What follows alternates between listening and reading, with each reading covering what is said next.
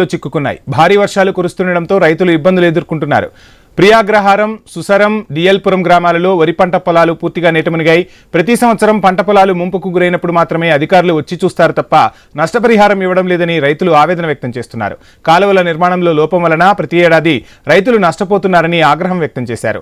నాయకులు తమ సమస్య పరిష్కరించుకుంటే రైతులు వలస వెళ్లే పరిస్థితి ఏర్పడుతోందని వాపోయారు రైతన్నలు.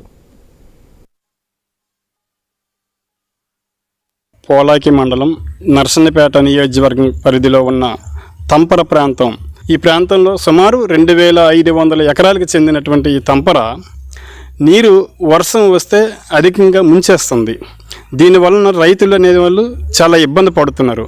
కొద్దిపాటి వర్షంకి రైతు పొలాలు చెందినవన్నీ కూడాను ముంపుకి గురవుతున్నాయి.